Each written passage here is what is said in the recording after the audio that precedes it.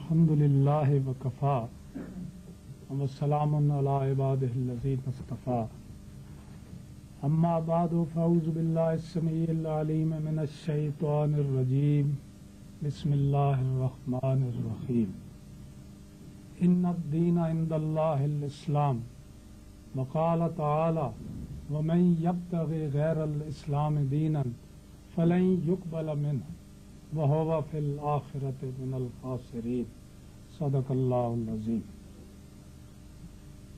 معزز علماء کرام، سب سے پہلے میرا اخلاقی فرض ہے کہ میں آپ حضرات کا، منتظمین کا شکریہ ادا کروں کہ جنہوں نے اتنی بڑی علمی محفل میں مجھ جیسے طالب علم کو بولنے کی دعوت دی۔ تو اس لیے آپ کسی بلند و بالا تقریر کی توقع تو نہ رکھیں، چند دینی باتیں جو میرے سمجھ میں آئیں، میرے فہم میں آئیں، وہ میں آپ کے سامنے عرض کروں گا۔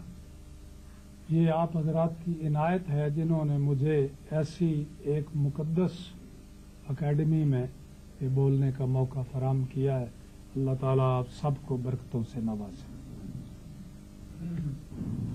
قرآن حکیم کی آیات کے دو حصے پڑھے ہیں کہ ان الدین عند اللہ الاسلام، کہ نبی اکرم صلی اللہ علیہ وسلم کی بعثت کے بعد اللہ تعالیٰ کے ہاں صحیح دین، سچا دین اور مقبول دین اب صرف اسلام ہے، کوئی دین ہے۔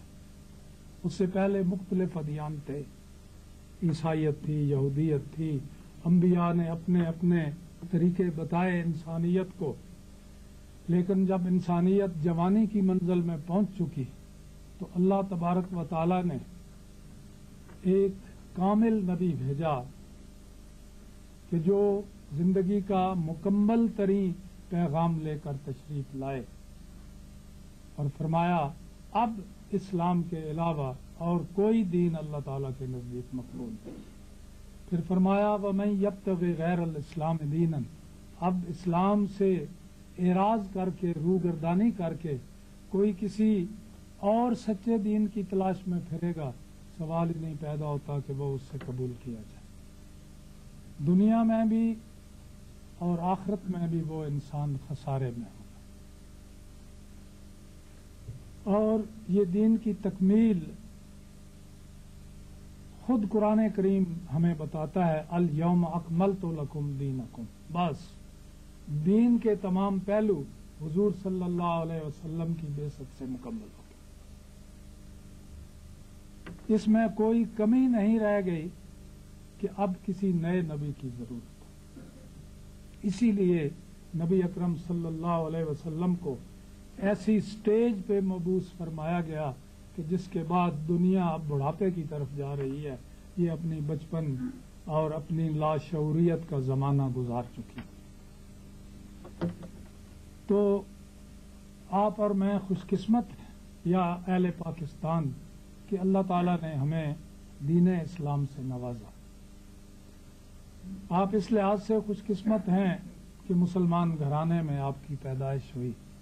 میں اس لحاظ سے اپنے آپ کو زیادہ خوش قسمت سمجھتا ہوں کہ میری پیدائش تو مسلمان گھرانے میں نہ ہوئی، ہندو گھرانے میں ہوئی، لیکن اللہ تعالیٰ نے مجھے اس نعمت سے سرفراز فرمایا۔ مولانا امیر الدین صاحب فرما رہے تھے کچھ میرے بارے میں باتیں، میں چند ایک باتیں عرض کروں گا، اور پھر میرا موضوع ہے کہ اسلام کی دعوت و تبلیغ ہندوؤں میں، اگر ہم ہندوؤں کو اسلام کی طرف دعوت دینا چاہیں تو ہمیں کیا طریق اختیار کرنا ہوگا۔ میں تو کسی دعوت سے اسلام نہیں لایا، نہ کوئی مناظرہ دیکھا، نہ کوئی تقریر سنی۔ میں آپ کو مختصراً عرض کر دیتا ہوں چونکہ وقت زیادہ نہیں ہے کہ شروع میں جب میں اپنے گھر میں تھا والدین کے پاس، وہ بھی ہفتے میں ایک آدھ دن مندر میں جاتے تھے، میں بھی جایا کرتا تھا۔ بہرحال میرا اس بچپن میں بھی مندر میں آنا جانا تھا۔ وہاں بچھال کلاں ضلع چکوال میں ایک بزرگ تھے مولانا عبد الرؤف صاحب، انہیں کسی دوست نے بتایا جی یہ بچہ بڑا مذہبی ہے، باقاعدہ مندر میں جاتا ہے۔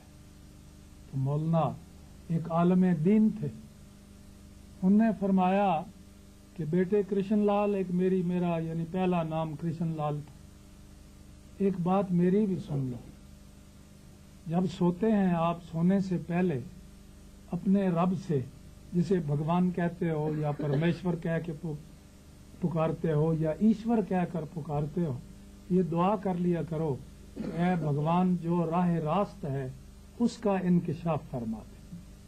تو میں ان کے کہنے کے مطابق، چونکہ کسی مذہب پہ حملہ تو تھا نہیں، میں یہ دعا کرتا رہا 10 دن 12 دن، لیکن کوئی اثر نہ دیکھا میں نے اس دعا کا۔ ایک روز رات کو سونے لگا تو میرے دل میں ہے کہ اے بھگوان، آج 12-13 دن سے ایک ریکویسٹ، ایک التماس آپ کی خدمت میں پیش کر رہا ہوں، لیکن مجھے اس کا کوئی صحیح جواب نہیں مل رہا۔ اتفاق کی بات کہ آنسوؤں کے 1-2 قطرے میری آنکھوں سے نکل آئے، اور آپ کو پتا ہے کہ اللہ پاک کے نزدیک انسانی آنسوؤں کی وہ قیمت ہے جو ہیرے اور جواہرات کی قیمت نہیں۔ یہ انسانی آنسو جو اللہ تعالیٰ کی یاد میں بہائے جائیں، ان جتنی قیمتی چیز اور کوئی نہیں۔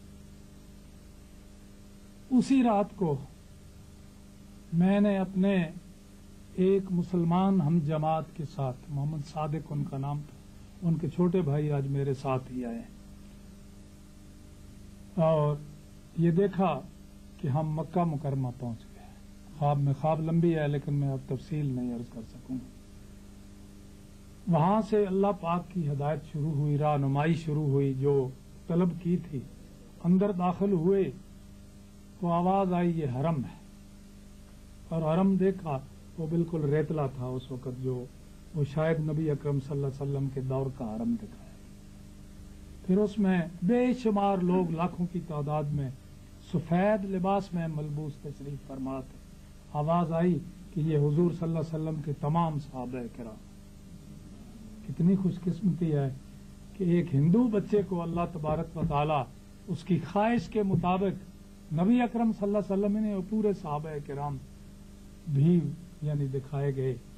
سامنے عمارت نظر آ رہی تھی، سیاہ غلاف تھا، خانہ کعبہ ہے، یہ بھی آواز آئی اور بتایا گیا کہ وہ خانہ کعبہ کی دیوار کے ساتھ